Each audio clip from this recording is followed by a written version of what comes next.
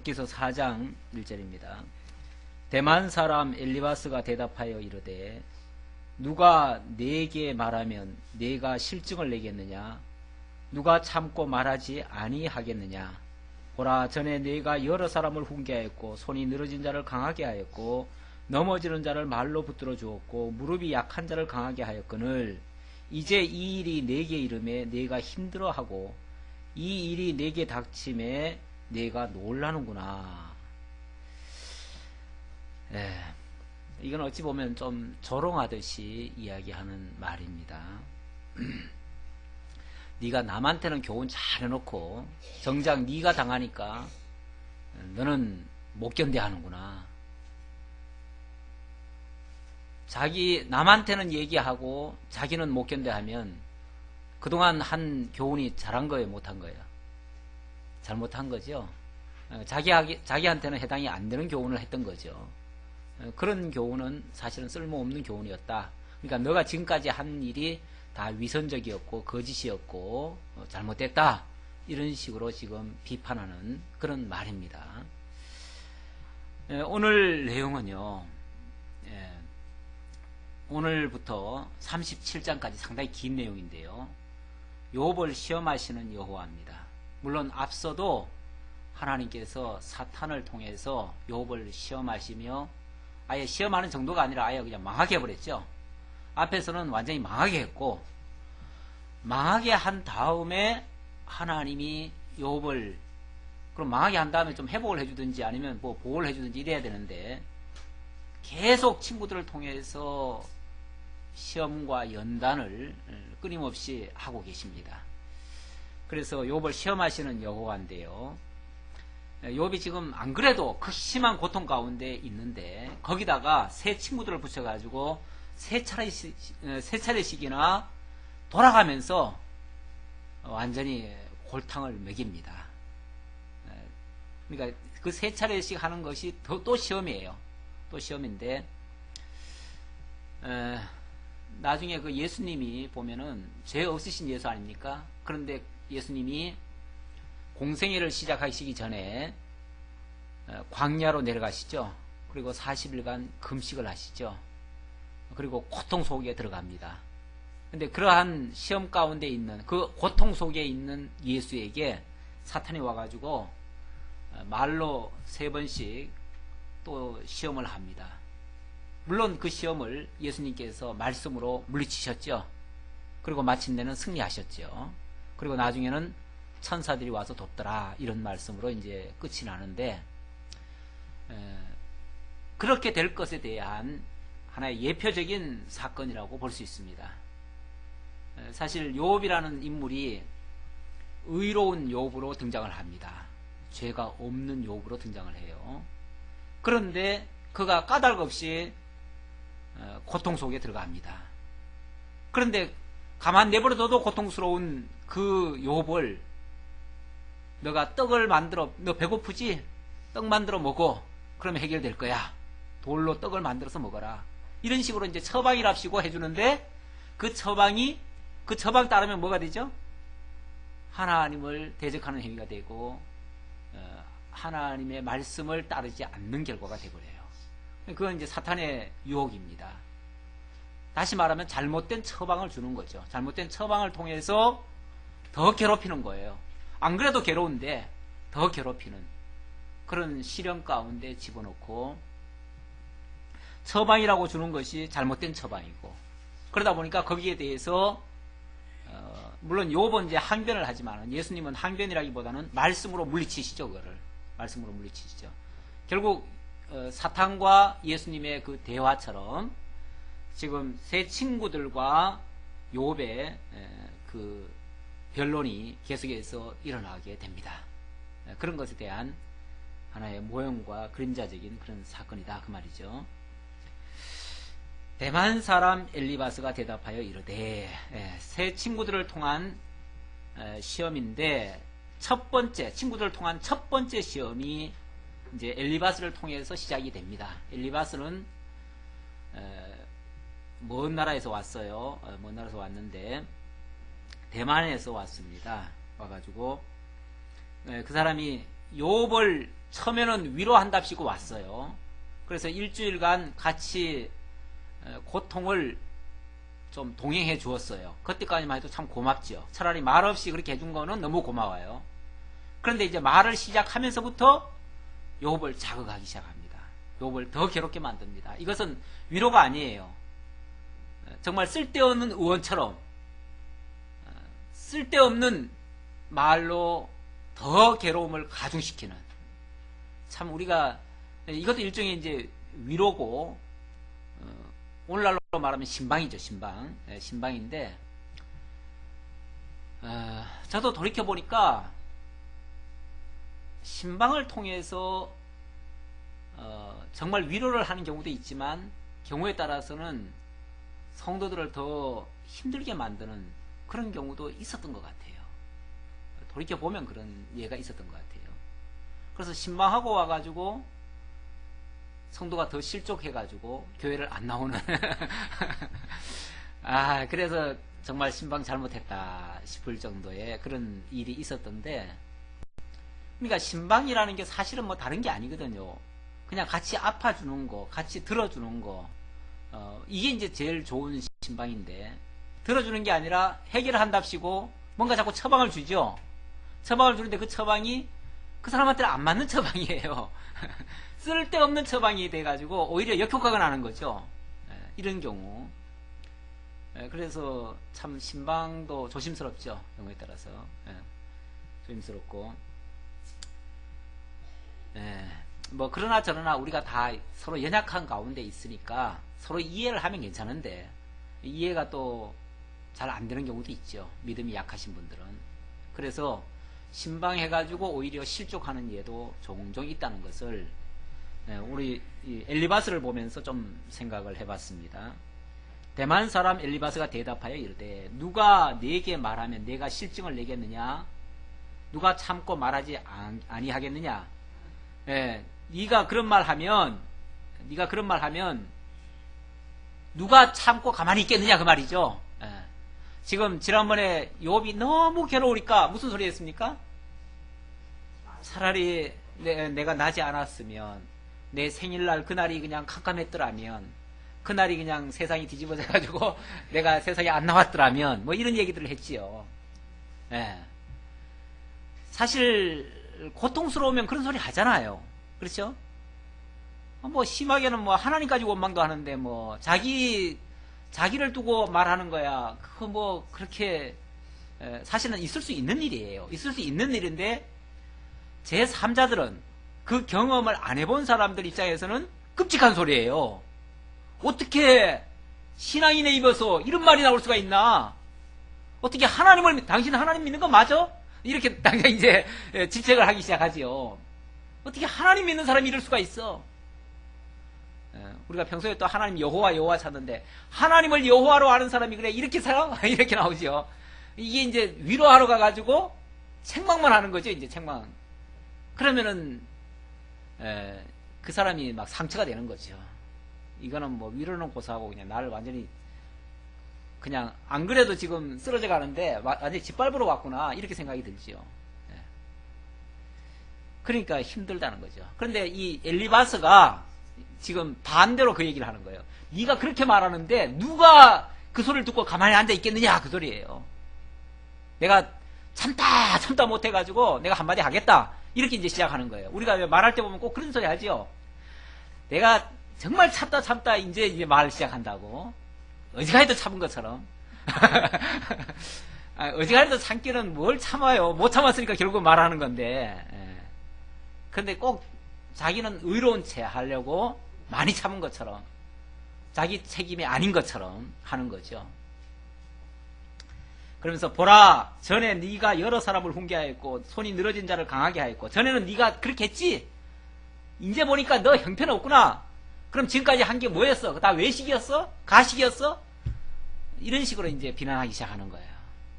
과거에 욥이 했던 것까지도 그의 진정성까지도 의심을 하고 무시해버리는, 완전히 이거는 그냥 막 깔아뭉개는 거예요 사실은.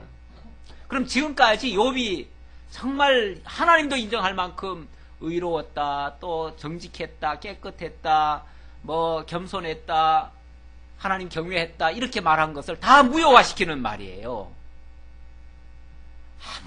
아무리 힘들지만은 정말 그런 말을 할 때 견뎌내기 정말 힘듭니다. 아무리 욥인들. 네. 이제 이 일이 내게 이름에 내가 힘들어하고 이 일이 내게 닥치면 내가 놀라는구나. 내 경외함이 내 자랑이 아니냐. 네가 하나님 경외한다고 했지만 결국은 네 자랑하려고 한 거 아니냐 이 말이죠. 얼마나 억울한 소리예요. 우리의 신앙을 누가 와가지고 완전히 깔아뭉개고 너 신앙 전부 다 외식이었어, 거짓이었어, 막 엉터리였어 이렇게 말하면 솔직히 하나님 잠시 그냥 눈 가려놓고 육신대로 한번 해보자고 나오겠죠. 그렇지 않겠어요? 예. 차마 하나님 앞에서는 못하겠고 하나님 잠깐 눈 감으세요 해놓고 한바탕 하겠지요. 예. 내 경외함이 내 자랑이 아니냐, 내 소망이 내 온전한 길이 아니냐. 생각하여 보라. 죄 없이 망한 자가 누구인가? 정직한 자의 끊어짐이 어디 있는가? 예. 죄 없이 망한 자가 누구인가? 이런 일은 있지 않지 않느냐 그 말이죠. 이거는 이제 어디에 근거해서 하는 말입니까? 인과응보적인 생각에서 하는 말이에요. 그러니까 이 엘리바스의 그 신앙관, 그 사상관이 있어요. 그 사람은 인과응보 사상을 가지고 있는 사람이에요. 기본으로 그런 사상을 가지고 있는 사람이다 보니까 욥의 그런 말은 용납할 수가 없어요. 그 행위 자체가 하나님 앞에 어지간히도 범죄하고 있는 거예요. 그러니까 견딜 수가 없는 거예요, 이 사람. 그 사람은 진심이에요, 사실은. 진심인데 자기 신앙관이 그래서 그래요. 그러니까 신앙관이 다른 사람은 얘기를 하다 보면은 이게 대화가 되는 게 아니라 소통이 되는 게 아니라 이게 싸움박질밖에 안 되죠. 충돌밖에 안 되죠. 이 소통이라는 게 사실은 이게 생각보다 어렵습니다. 소통이 그렇게 쉬운 게 아니에요. 특히 우리가 신앙이 다르잖아요. 생각이 다르잖아요. 사상이 다르잖아요. 그러면 정말 대화가 안 돼요. 대화가 안 돼요. 네.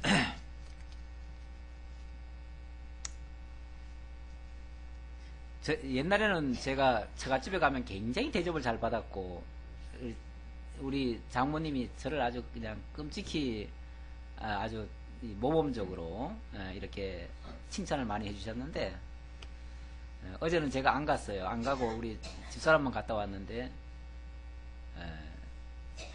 제게 대해서 한마디 하더래요. 굉장히 부정적이라고. 지난번에 뭐에 대해서 제가 이제 약간 좀 비판적인 얘기를 했었어요. 했더니 그거 가지고 이제 그런 얘기를 하시는 것 같아. 근데 이제 제가 이제 어떤 불의함이라든지 부정함을 보고는 사실은 내가 입을 가만히 내버려 두질 않습니다. 그런 걸 보면은 제가 이제 한마디를 좀 하지요. 이게 좀 잘못됐다. 이런 얘기를 하면 이제 그게 이제 부정적이라는 거죠.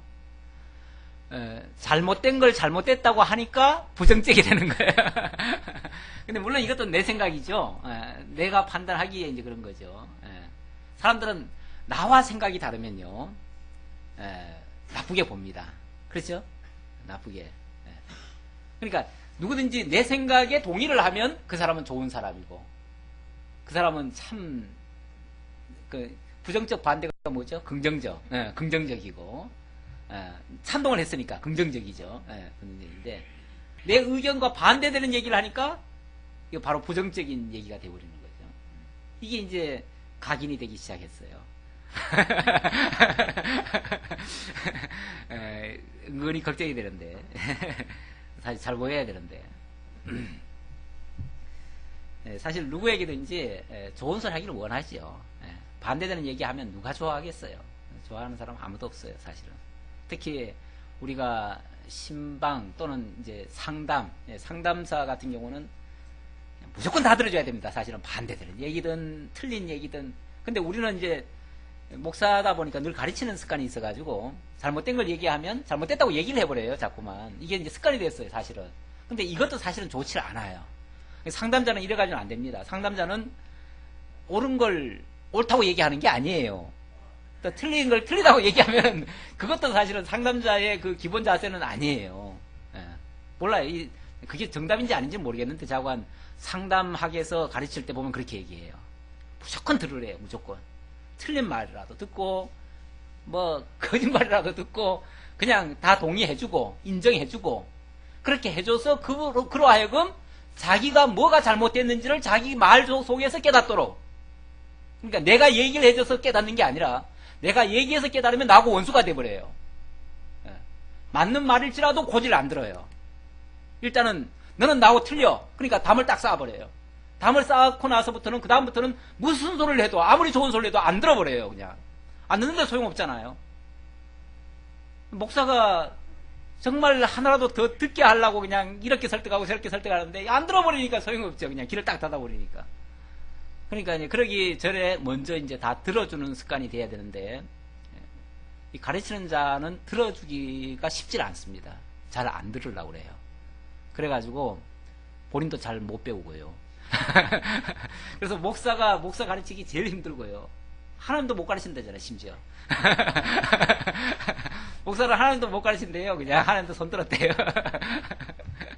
예, 그만큼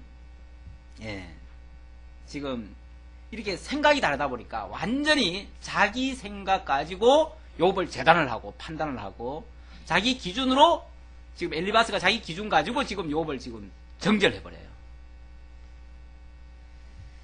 자, 인과응보적인 사상을 가지고 있다 보니까 세상에 죄 없이 망한 자가 어디 있겠느냐. 네가 망했다는 이 말은 그 다음 말이 있죠. 네가 지금 망한 거는 뭐 때문이다?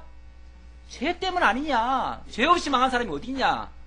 너는 죄 때문이야. 그러면서 이제 그때부터는 아예 그냥 죄인으로 규정을 해놓고 죄인으로 이제 몰아가기 시작하는 거죠. 죄인이라고 일단 낙인을 찍어놓은 다음부터는 어떻게 되죠? 그 사람이 아무리 좋은 말 해도 아무리 맞는 소리를 해도 그때부터는 무조건 나쁜 놈이야. 너는 틀렸어. 넌 이제 틀린 놈이야. 넌 구제불능이야. 그럼 뭐부터 하라는 거야? 회개해. 이제 이거부터 안 나오죠. 무조건 이제 다그치면서 회개하라는 소리밖에 안 나와요. 그러니 위로하러 와가지고 계속 죄만 지적하고 그냥 회개하라고 하니 그 사람에게 무슨 위로가 되겠어요? 그게 무슨 소리가 들리겠어요? 그냥 더 격동만 일어나죠. 격동만. 욥을 이제 자극시키는 거예요. 사실은. 이게 이제 시험입니다. 전체적으로 말하면 이렇게 해가지고 이제 시험을 하는 거예요. 계속 지금 욥을 연단하는 거예요. 시험 가운데서 그냥 연단하는 거예요. 그러니까 시험도 보면은 원래 연단이라고 하는 게 금을 뭐 24번을 뜨거운 불 속에 집어넣었다 끓였다 한다는데 연단도 한 번 하는 게 아니죠. 여러 번 하는 거죠. 여러 번. 지금 욥을 그냥 연단을 시키는데 욥이 다른 데서는 연단 못 받잖아요. 친구들한테 이렇게라도 연단을 받아야죠. 하나님이 연단시키는 방법입니다. 근데 잔인하죠. 어찌 보면. 그러면서 정직한 자의 끊어짐이 어디 있는가? 이것도 똑같은 소리예요.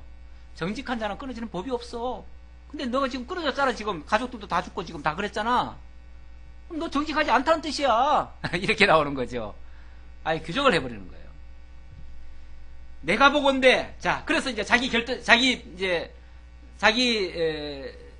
답을 내려요. 답을 내려요. 내리는데 내가 보건대 악을 밭갈고 독을 뿌리는 자는 그대로 거두나니. 너는 결국 악을 뿌리고 독을 밭간 거야. 너 속에 지금 독이 있어가지고 그걸로 지금 밭을 갈았으니 그 열매가 뭐겠느냐? 이거지 않겠느냐? 이런 식으로 지금 재단을 해버리는 거죠. 다 하나님의 입 가운데 멸망하고 그의 콧김에 사라지느니라. 사자의 우는 소리와 젊은 사자의 소리가 그치고 어린 사자의 이가 부러지며 사자는 겨냥한 것이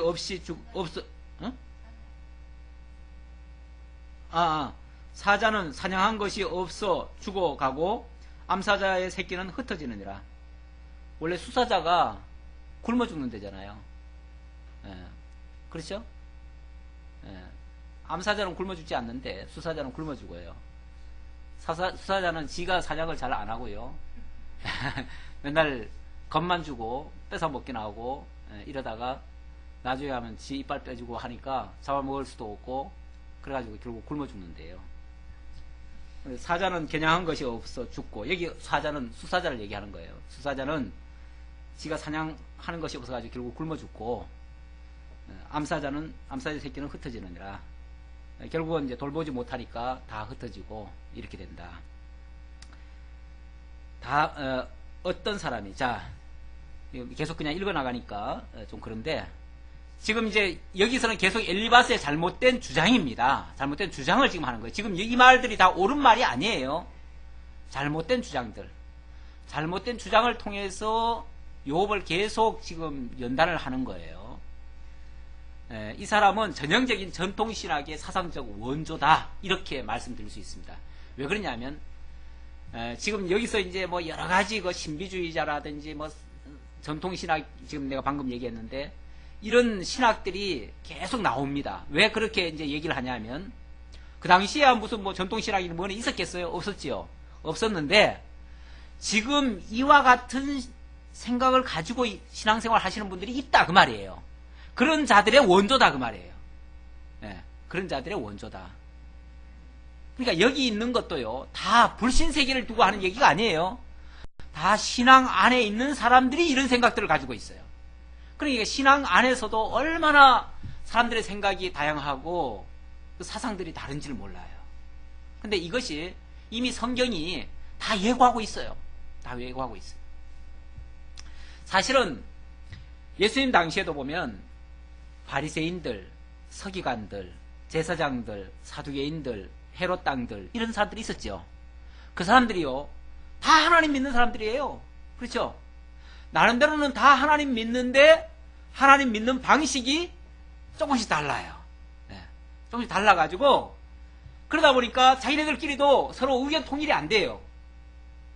그렇죠?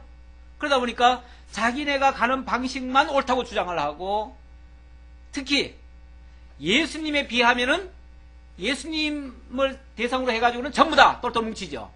뭉쳐가지고 연합전선을 펴가지고 예수님 공격하는 데는 같이 쓰죠. 그렇죠? 예수님 같이 공격합니다. 같이 공격하는데 그들은 나름대로 또 통일된 뭐가 있어요. 그 통일된 게 뭐냐면 대부분 지금으로 말하면 인본주의적이에요. 인본주의적인 그런 생각들. 근데 예수님은 오로지 하나님 중심 아닙니까? 그렇죠? 하나님에 의해서 모든 것이 시작되었고 과정적으로 결과적으로 하나님으로 기속되는 결국 다 하나님 중심으로 얘기를 하니까 이 사람들은 다 인간적으로 생각을 하는데 하나님 쪽으로 얘기를 하니까 공공의 적이 돼버려요. 그렇죠? 공공의 적이 돼가지고 같이 예수님을 막 공격하는 일에 그들이 쓰임을 받습니다. 근데 예수님은 그들을 향해서 전부 다 통틀어서 뭐라고 얘기를 합니까? 이 독사의 자식들아 이렇게 얘기를 하죠. 아니 그들도 다 하나님 믿는다고 하는데 나름대로는 하나님을 섬기고 나름대로는 잘해보겠다고들 그러는데 결국은 예수님 시각에서 보면 이게 잘못된 거예요. 지금 여기 엘리바스부터 시작해가지고 앞으로 친구들이 계속 나오는데 이 세 친구들도 약간씩 차이가 있어요. 차이가 있는데 보면은 공통적으로는 욥에게 공격할 때는 같은 방향이에요. 공공의 예수님 욥이 공공의 적이에요. 그들의 세 친구들의 공공의 적이에요. 그리고 자기네들끼리는 의견이 또 뭔가 다르면서도 뭔가 연합을 해요. 그래가지고 함께 욥을 공격해 제껴요. 근데 욥이 봤을 때는 전부 다 뭐예요? 다 전부 다 쓸데없는 친구들이에요. 쓸데없는 잘못된 생각들을 가지고 있어요. 특히 하나님에 관한 신관이 아주 잘못됐어요. 지극히 지금 말하면은 이제 전통신학적으로 아니면 신비주의적으로 뭐 인본적으로 이런 식으로 해석을 하고 있어요. 제가 그래서 여기 엘리바스의 잘못된 주장 하면서 제가 주보에다가 몇 가지를 쭉 적어놨는데 4장 1절로부터 6절까지에서는 네가 남은 교훈을 했지만 정작 네 자신은 그걸 해석 못한다. 결국 남에게만 적용하는 잘못된 교사다. 이런 식으로 얘기를 한 거예요. 그리고 죄 없이 망하고 정직자가 끊어지는 법은 없다. 이거는 완전 인과응보 논리로 얘기를 한 거예요.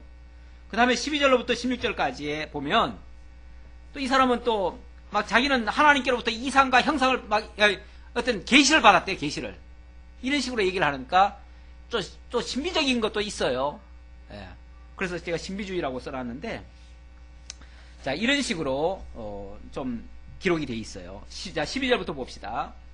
12절로 16절까지는 자기가 하나님께로부터 이상을 받았대요.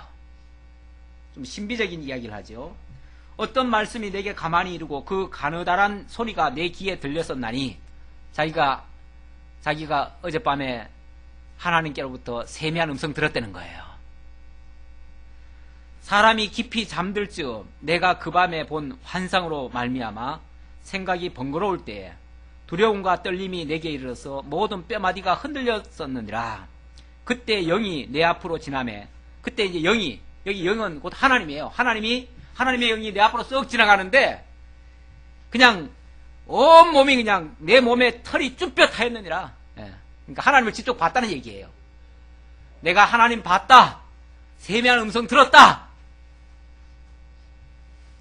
이렇게 주장하시는 분들 종종 있죠. 이런 소리 왜 할까요? 내 말에 권위가 있다, 그 말이에요. 내 말은 사사롭게 내가 하는 말이 아니고 누가 하는 말이다? 하나님이 내게 환상 주시고 계시 주시고 내게 깨닫게 하셔가지고 나로 하여금 지금 하나님의 말씀을 전하니까 내 앞에 뭐하라? 무릎 꿇어라. 이 말이에요. 그러니까 어젯밤에 뭐 하나님이 내게 말씀하시기를 이렇게 말하는 사람들은요, 자기 권위 높이려고 그래요. 상대방으로 하여금 억지로라도 그냥 무릎 꿇게 하려고. 뭐 실제 봤는지도 모르죠. 실제 봤는지도 모르지만 실제 봤다면 그건 개꿈이고 우리가 해석하기에는 개꿈이고, 그런데 자기는 그걸 대단히 무슨 권위인 양, 하나님이 자기와 함께하는 모습인 양, 자기만 특별히 하나님의 어떤 권세를 받은 양, 이렇게 지금 자고하면서 하는 행동이죠. 사실은 자기 것이 확실하고 분명하고 이럴 때는 그런 말 할 필요가 없습니다. 그렇죠? 내가 지금 알고 있는 진리, 내 논리가 확실한데 무엇 때문에 하나님까지 또 끄집어내가지고 또 하겠어요? 그럴 필요가 없죠. 근데 자기 논리가 빈약할 때, 빈약한 자기 논리를 합리화할 때, 정당화할 때, 힘을 좀 실어줄 때, 그러려고 지금 하나님을 빙자하는 거죠.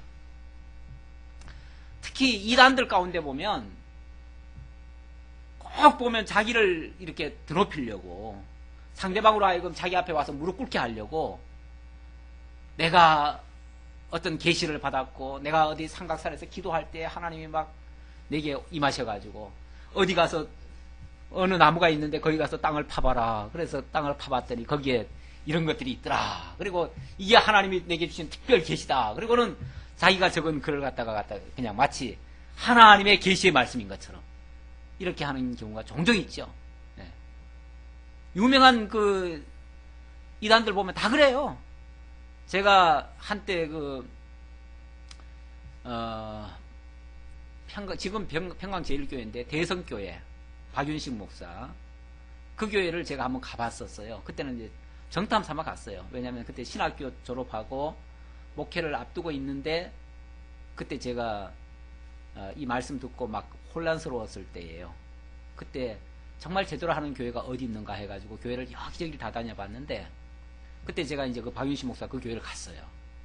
갔더니 그날 박윤식 목사가 설교를 하는데, 설교 중에 하나님이 자기에게 계시를 주셔가지고 6.25 사변 일어날 것을 미리 다 알게 하셨고, 그래가지고 자기가 뭘 준비를 했고, 뭐 그러면서 막 자기가 계시받은 얘기를 다 확 하는 거예요.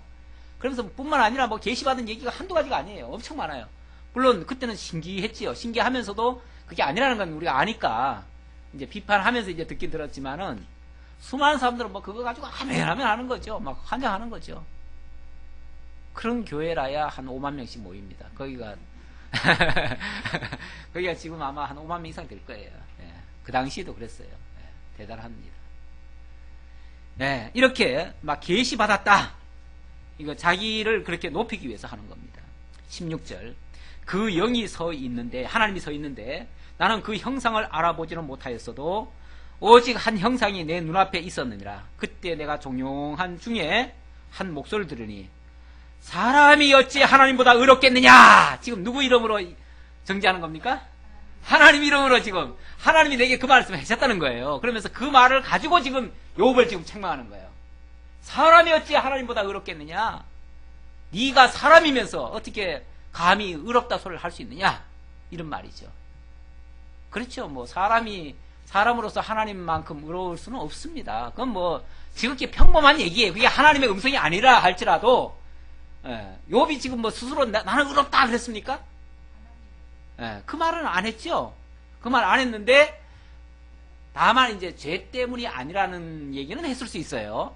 아직은 뭐 자세하게 안 나왔어요. 욥의 말이 아직 자세히 안 나왔어요.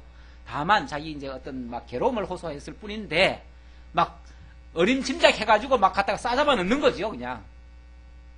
이거 무섭습니다, 사실은. 함부로 남이 생각지도 못한 것까지도 그냥 막 다 어림잡아가지고 그냥 막 내리치는 거. 무서운 얘기 아니에요? 당사자는 얼마나 억울하겠어요. 그렇죠? 어찌 하나님보다 의롭겠느냐? 사람이 어찌 그 창조하신 이보다 깨끗하겠느냐? 하나님은 그의 종이라도 그대로 믿지 아니하시며 그의 천사라도 미련하다 하시나니. 맞아요. 하나님 앞에 모든 것은 다 피조물인데 피조물이 뭐 깨끗할 수 있어요. 다 부정한 건 사실이죠. 하물며 흙집에 살며 티끌로 털을 삼고 하루살이 앞에서도 무너질 자이겠느냐. 인간의 모습을 지금 이렇게 표현한 거죠. 인간이 사실은 흙에서 났잖아요. 사실은 뭐 흙으로 돌아가라 하면 돌아가야 될 그런 신분인 건 사실이에요. 그런 신분이 스스로 의롭다라고 자처할 이유는 없어요. 뭐 그렇다는 것도 아닌데 그냥 그렇게 막 밀어붙이는 거예요. 그냥 사실은 이 소리도 억울한 거예요. 욥 입장에서는. 아침과 저녁 사이에 부스러져 가루가 되며 영원히 사라지되 기억하는 자가 없으리라. 장막줄이 그들에게서 뽑히지 아니하겠느냐. 그들은 지혜가 없이 죽느니라. 인생이 어찌 의로울 수 있느냐. 죄인임을 인정하라. 막 이 소리인데 어떻게 보면 행위주의, 제가 이제 율법주의라고 써놨는데 율법주의가 결국 행위주의입니다. 율법을 들이대고 죄라고 그냥 규정하는 거죠. 원래 죄가 성립이 되려면 율법이 들이대야 되니까. 그런 이제 사상, 전통 신학에서도 보면은 항상 그 율법 들이대고 죄를 갖다가 지적하는, 그래서 맨날 그 해결을 촉구하는 그런 일들을 많이 하는데 여기 모습도 사실은 그런 모습이다라고 판단이 됩니다. 자, 5장으로 넘어갑니다. 5장도 계속 이어지는 말인데요. 1절로부터 7절에 보니까 분노가 미련한 자를 죽이고 인생은 고난을 위해서 났다. 인생은 원래 고난을 위해서 났대요. 고행주의죠. 일종의. 너는 부르짖어 보라. 내게 응답할 자가 있겠느냐? 거룩한 자 중에 내가 누구에게로 향하겠느냐? 분노가 미련한 자를 죽이고 시기가 어리석은 자를 멸하느니라. 내가 미련한 자가 뿌리 내리는 것을 보고 그의 집을 당장에 저주하였노라. 미련한 자가 뿌리 내리는 것을 보고 그의 집을 당장 저주했다. 바보 같은 짓 했다. 이런 식으로 이제 자기가 정죄했다는 건데, 그게 뭐 그리 자랑이라고. 잘하는 것도 아니면서. 그러니까 남들에게 하는 것을 지금 누구한테 적용을 하는 거예요? 욥한테 적용하는 거죠. 일반인들한테 그 말을 하면요, 그 말은 통상적으로 맞아요. 왜 맞냐 하면 다 악하잖아요. 그렇죠? 다 악해요. 사실은 너 도둑놈이야 그러면은 가만히 생각해보면 도둑질 한 거 맞아요. 너 나쁜 놈이야 그러면 가만히 생각해보면 나쁜 짓 한 거 맞아요. 그렇잖아요. 대부분 맞아요. 그러니까 그게 억울할 것도 없어. 왜? 나쁜 놈한테 나쁜 놈이라고 했으니까 그냥 나쁜 놈인가 보다 하면 돼요. 되는데 사실 욥은요 어때요? 욥은 꼭 그런 것만은 아니잖아요. 그렇죠? 욥은 정말 나름대로 하나님 경외하고 사람 앞에서 정말 의롭게 산 사람이에요. 그런 사람이, 그러니까 이게요, 원래 나쁜 사람들한테 욕을 하면요, 그 사람은 오래 삽니다. 나쁜 요거도 먹고 오래 살아요, 그 사람은. 왜? 당연한 거고 그런 거 가지고 스트레스 안 받아요. 그런데 정직하게 사는 사람한테 막 욕을 하잖아요. 그리고 억울한 일을 당하잖아요. 견딜 수가 없어요, 그 사람은. 그래서 그런 사람들이 못 견뎌가지고 어떻게 하냐면 극단적인 방법을 택합니다. 그래서 자살하는 사람들 중에 보면은 의로운 사람, 아니 뭐 세상에 의로운 사람은 없지만 비교적 깨끗하고 청렴하고 남 안 속이고 그냥 바르게 살려고 했던 사람들이 억울한 소리 듣고는 못 견뎌가지고 그냥 그런 경우가 종종 있어요. 근데 나쁜 놈들 보고 나쁜다고 욕해보세요. 사회 매장시켜보세요. 끄떡도 안 해요. 뭐 그런 거 뭐 한두 번 들어? 여사지 아무것도 아니죠. 스트레스도 안 받아요. 그냥 때로는 즐겨요. 아이 내가 뭐 욕 좀 먹지만은 욕은 잠깐이고 이익은 영원하다 그러잖아요. 욕 조금 먹고 그냥 그걸로 꾸불친 돈 가지고 평생 먹으니까 욕 먹을 짓 그냥 하는 거예요. 그냥 우리가 생각하면 아 저거 나중에 걸리면은 나중에 가서 일평생 쌓아 올린 명예를 하루아침에 다 잃어버릴 텐데 정치인들 왜 저 짓 할까 그러는데 그 사람들은 그렇지 않아요. 욕 먹는 거 상관없어요. 욕 먹으면 어때? 욕 먹는다고 뭐 빨리 죽나? 오히려 욕 먹으면 더 오래 사는 걸. 그래 생각하고 당연히 받아들이고 그냥 그러니까 그 사람들은 아주 뻔뻔하기가 말도 못해요.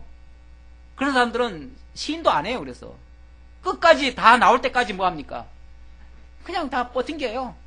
드러나면 뭐 드러나는 거고 드러난다 하면 뭐 미안하다 한마디 하면 되는 거고 뭐 어려워요? 그렇게 사니까 그런 사람들은 오래 살아요. 오래 사는데 정말 깨끗하게 살던 사람이 그런 소리 들으면 너무 억울하죠. 정말 남을 위해서만 살았는데 억울한 누명 쓰니까 얼마나 억울하겠어요. 그래서 그런 사람들이 생각할 때 무슨 생각을 하냐면 내 이 억울함을 무엇으로 호소할 수 있을까? 내가 죽음으로 호소해야 되겠다. 내가 죽으면 이해해 주겠지. 근데 죽으면 이해해 줄까요? 도둑놈이 역시 이렇게 해서 죽었다 이렇게 나오죠. 그러니까 그래가지고는 소용이 없습니다. 그건 이기는 방법이 아니에요. 그건 지는 방법이에요. 정말 하나님 밖에는 의지할 데가 없어요. 세상 사람들한테 인정받을 필요도 없고 사실은 인정받아도 별거 아니고 욕먹어도 별거 아니에요. 사실은 어떤 면에서는 좀 당당할 필요가 있긴 있어요. 좀 죄가 있어도 뻔뻔할 필요도 있어요. 사실은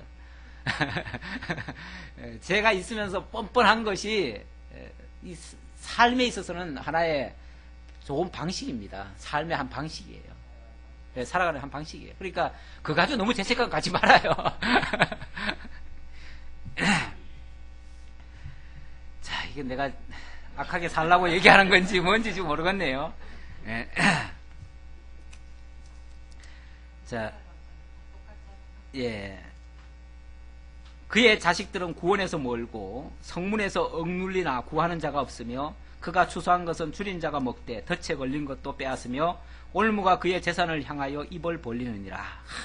저주 같은 소리예요. 지금 이게 위로하러 온 사람의 입에서 나올 소리예요. 말이라도 생각이라도 이런 생각을 하면 그런데 얼마나 열받았으면 또 이 소리 하겠어요. 바꿔놓고 생각하면 그 친구도 열받은 거예요. 왜? 위로하러 왔는데 하는 꼬라지 보니까 위로 못해주겠다고 생각한 거예요. 이놈은 버릇을 좀 고쳐야지 안 되겠다. 이거 지가 뭘 잘했다고 이런 식이죠. 뭘 잘했다고 지금 의로운 체 하고 있는 거야. 사실은 의로운데 의로우니까 그냥 의로운 체 하고 있는데 네가 뭐가 잘났다고 지금 하나님 앞에 벌 받고 있으면서 까불락거리고 있어. 이런 식으로 지금 막 책망을 하는 거죠. 그러면서 막 할 소리 못할 소리 다 하는 거죠. 재난은 티끌에서 일어나는 것이 아니며 고생은 흙에서 나는 것이 아니니라. 저절로 나는 게 아니고 자연에서 나는 게 아니고 네가 다 못된 짓 했기 때문에 당하는 거야. 이 소리예요. 사람은 고생을 위하여 났으니 불꽃이 위로 날아가는 것 같으니라. 그러면서 자기 나름대로 처방을 줍니다. 8절로부터 처방을 주는데 기도하라는 거예요. 실컷 약 올려놓고 기도해. 기도해. 그러면 다 해결될 거야. 기도 만능주의입니다. 나라면, 자기라면 하나님을 찾겠고 내 일을 하나님께 의탁하리라. 대단합니다. 이 사람은 기도를 잘하는 사람인 것 같아요. 그러면서 자기라면은 하나님 앞에 호소할 게 아니라 조용히 기도하겠대요. 그렇게 뭐 원망할 게 아니라 그렇게 기도하겠대요. 하나님은 헤아릴 수 없이 큰 일을 행하시며 기이한 일을 셀 수 없이 행하시나니 비를 땅에 내리시고 물을 밭에 보내시며 낮은 자를 높이 드시고 애곡하는 자를 일으키사 구원에 이르게 하시느니라. 하나님에 대한 설명인데 뭐 굳이 틀리다고 할 수는 없죠. 이런 말은. 그렇죠? 네. 물론 하나님에 대해서는 아주 좋게 얘기를 해요. 그런데 그게 진심이냐? 정말 그렇게 알고 있느냐? 이거는 이제 좀 두고 보는 일이에요. 정말 자기가 그렇게 알고 있고 하나님의 절대적 주권에 의해서라면 욥이 이렇게 당하는 것까지도 하나님의 주권으로 봐야 되잖아요. 그렇죠? 그런데 그거까지는 안 봐요. 하나님은 위대하시오. 하나님은 대단하시오. 다 하실 수 있어. 그런데 너 망한 거는 죄 때문이야. 이렇게 나오는 거죠. 그럼 뭐예요? 하나님이 대단하시다고 얘기를 하면서도 결국은 네가 잘못한 거야. 이렇게 나오는 거죠. 이게 뭐가 안 맞죠? 안 맞는데, 그렇죠. 이게 이원론적인 생각이에요. 그래서 내가 전통주의라고 얘기한 거예요. 전통주의자들이 대부분 그렇게 생각한다니까요. 하나님 위대하다는 얘기는 다 해요. 하나님 전능자라는 얘기 다 해요. 그러면서도 여전히 내가 잘못했기 때문에 죄받고 내가 뭘 했기 때문에 그렇고 그러니까 회개해. 이렇게 이제 처방을 한다는 게 항상 그런 식으로 처방을 해요. 그러니까 진정한 위로가 안 돼요. 그렇게 그 당사자 입장에서는 위로가 안 돼요. 그게 오히려 막 괴롭지요. 그것 때문에 괴로워가지고 이거 어떻게 해야 되나? 도대체 이게 풀 방법이 없는 거예요. 자기가 아무리 생각해봐도 자기가 하나님 앞에 직접적인 어떤 물론 자기가 의롭다는 얘기는 아니에요. 그러나 하나님 앞에 아무리 생각해봐도 뚜렷이 뭐 죄 지은 건 없어요. 나름대로 정직하게 살아본 사람들이 그런 거 아니에요? 뭐 특별히 잘못해가지고 요것 때문이다라고 생각할 만한 게 없어요. 그런데 당했다 그 말이에요. 그럼 이게 도대체 어디 있어 왔어요? 이 답을 못 주고 있는데 자꾸만 회개하라니까 부여만 지르는 거죠. 처방이 아니죠. 그러니까 거기에 합당한 처방이니까 쓸데없는 의원이 되는 거죠. 사실은 의사라는 것이 처방부터 잘해요. 처방이 아니고 처방이 문제가 아닙니다. 진단을 잘해요. 진단을. 잘못된 진단에 의한 처방은 그건 백해무익한 처방이에요. 그거는 오히려 처방을 빨리 못 해줘가지고 잘못된 처방 때문에 오히려 악화시키죠. 나중에 가면 걷잡지 못할 일이 돼버리죠. 자, 그러면서 12절 하나님은 교활한 자의 계교를 꺾으사 그들의 손이 성공하지 못하게 하시며 결국 너 교활하다는 얘기예요. 교활해서 그 교활한 손 꺾어가지고 못하게 하신 거다. 지혜로운 자가 자기의 계략에 빠지게 하심으로 강교한 자의 계략을 무너뜨리심으로 그들은 낮에도 어두움을 만나고 대낮에도 더듬기를 밤과 같이 하느니라. 하나님은 결국 이게 인과응보적인 해석관에 의해서 말하는 거예요. 이렇게 교활한 자를 하나님이 손을 꺾어가지고 교활한지 못하게 하고 또 세상적으로 지혜로운 자들 그냥 어둡게 만들어가지고 결국은 그지 못하게 하신다. 하나님은 거기에 따라서 인과응보로 그렇게 하나님이 처리하신다. 하나님은 가난한 자를 강한 자의 칼과 그 입에서 또한 그들의 손에서 구출하여 주시나니 그러므로 가난한 자가 희망이 있고 악행이 스스로 입을 다무느니라. 계속 그런 논조로 이야기를 하고 17절부터는 이제 마지막 처방이랍시고 하는 것이 징계받은 자는 복이 있다. 전능자의 경책을 업신여기지 말라. 이게 무조건 틀리다고는 할 수 없죠.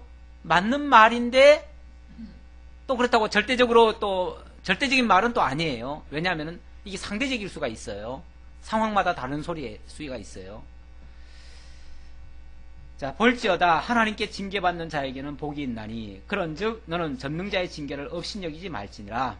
하나님은 아프게 하시다가 싸매시며 상하게 하시다가 그의 손으로 고치시나니. 참 좋은 말이에요. 우리 위로할 때 이 말씀 많이 씁니다. 하나님 아프게 하시다가도 낫게 하십니다. 또 상하게 하시다가도 그의 손으로 고치십니다.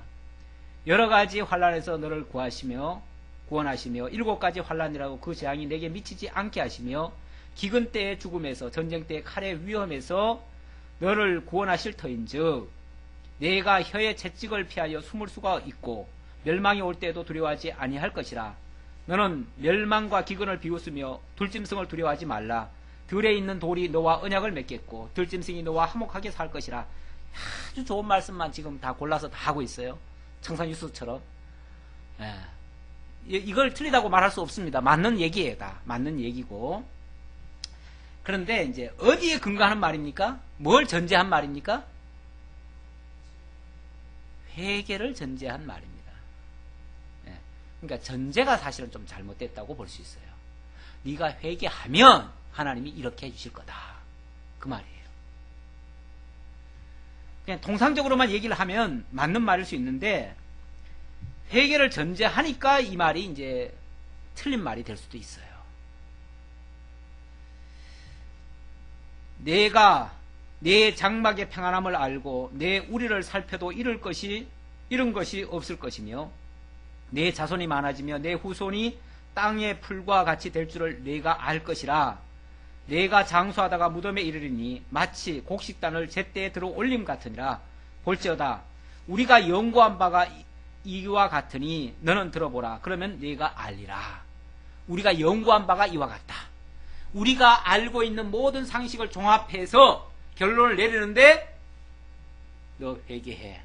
그러면 이렇게 회복될 거야 라고 지금 처방을 내려준 겁니다. 맞을 수도 있고 틀릴 수도 있죠. 예?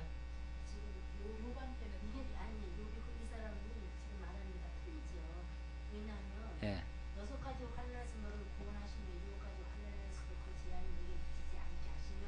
예, 예.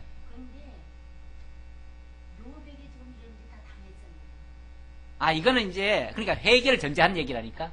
네가 회개하면, 이렇게, 이제, 지금 이게 하면, 화가 왔지만, 이렇게 이제 해줄 거다. 회개를 전제한 말이에요. 예. 그러니까 일반 통상적으로는요. 통상적으로, 보편적으로는 맞는 말일 수 있지요. 예. 예. 근데, 그냥 일반적인 이 말씀 자체는 맞을 수 있는데, 누구에게 해당되는 얘기냐, 어떤 상황에서 해당되는 얘기냐 했을 때는 안 맞을 수가 있는 얘기죠. 아, 물론이죠. 물론. 그러면서 이게 자기가 연구한 거래요. 다시 말하면, 자기 이론의 결론이라는 얘기죠. 그러니까 자기 이론을 종합해서 보면, 하나님은 이렇게 하실 분이시다. 그러니 너 뭐 하라? 회개하라. 지금 이 얘기예요. 회개를 전제하고 지금 이렇게 하나님이 이렇게 하시는 분이시다. 그러니 너 회개해라. 이걸 지금 촉구하는 거예요. 지금 처방이라고 내려준 것이 뭐냐면 결국 너 죄인임을 인정하고 하나님 앞에 회개해라. 그러면은 하나님이 이렇게 회복해 주실 거다. 이 얘기예요. 그러면 이제 욥이 예, 알겠습니다. 회개하겠습니다. 이러면 이제 더 이상 말할 게 없죠. 그렇죠? 그런데 욥이 이 말 듣고 가만히 있을까요? 예, 그래서 다음 주에 욥의 대답을 한번 들어보도록 하겠습니다. 욥의 말을 들어봐야 돼요. 이게 정말 엘리바스의 말이 일면은 맞는 것도 같은데 또 많은 사람들이 이 말씀 가지고 설교하잖아요. 봐라, 이렇게 하면 회복해 준다고 하지 않았느냐 하고서 설교를 합니다. 실제로. 그런데 이 말이 욥에게 해당되지 않는 말임을 욥의 증언을 통해서 우리가 들어봐야 돼요. 다음 주에 욥의 말을 통해서 이야기를 듣고, 그래서 인본적인 생각과 신본적인 생각, 지금 욥의 생각은 사실은 하나님 입장에서 지금 봅니다. 하나님 입장, 하나님 신본주의적인 입장에서 지금 이해를 하고 대답을 할 겁니다. 그래서 정말 인본적인 생각과 신본주의의 그 생각이 얼마나 차이가 있는지 이런 것들을 이제 우리가 비교해서 볼 수가 있는 거예요. 어찌 보면 굉장히 예리한 질의응답입니다. 질의응답 이런 걸 통해서 하나님에 대한 올바른 신관을 우리가 갖게 되었으면 좋겠습니다. 기도하겠습니다. 아버지 하나님 감사합니다. 욥기를 통해서 다시 한번 우리의 신앙도 점검하고 참된 신앙이 무엇인가를 알고 또 잘못된 신앙관이 어떠한 것인지를 우리로 하여금 깨닫게 해주시니 감사합니다. 우리가 그동안 형제들을 사랑하고 또 이웃을 위로한답시고 신방도 하고 했지만은 때때로 우리의 잘못된 생각 가지고 잘못된 처방을 하여 오히려 상처를 주는 예도 있었음을 솔직히 고백합니다. 아버지 하나님, 저희들에게 올바른 신앙관 허락하셔서 정말 건전하고 깨끗하고 의로운 정말 하나님의 성품을 배워갈 수 있는 저희 모두가 될 수 있도록 함께 해 주옵소서. 주시는 은혜 감사하고 예수님의 이름으로 기도합니다. 아멘.